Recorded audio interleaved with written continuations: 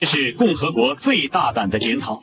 毛主席一句話讓7000人的會場鴉雀無聲。有人以為自己聽錯了，有人悄悄掐了一下大腿。而毛主席接下來的一番話，在場的省委書記們一個個如坐針氈，恨不得找個地縫鑽進去。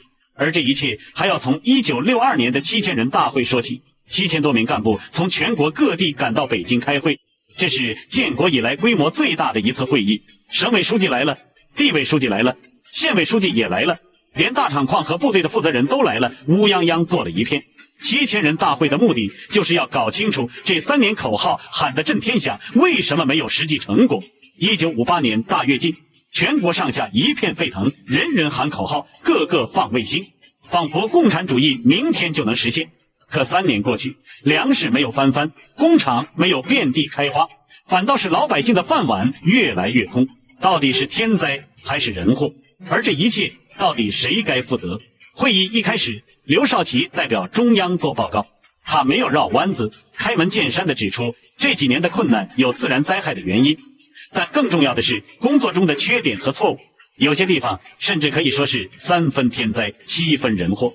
這話一出，會場先是一片寂靜，隨後爆發出熱烈的掌聲。原定1月底結束的大會，由於大會代表紛紛表示還有話要說，毛主席知道後建議延長會期，讓大家把話說透。於是會議進入第2階段，從中央到地方，人人檢討，個個反思。周恩來檢討了，鄧小平檢討了，各省的書記們也紛紛站出來。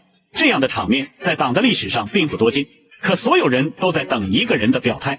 1月30日，毛主席走上講台，他先講了民主集中制的問題，講了這幾年工作中的經驗教訓。講着講着，話頭一轉，說到了責任問題。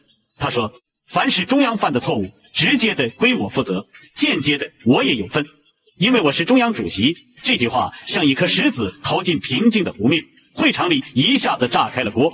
但毛主席的話還沒說完，他緊接着說了一番話，讓在場的省委書記們一個個如坐針氈，恨不得找個地方鑽進去。他到底說了什麼？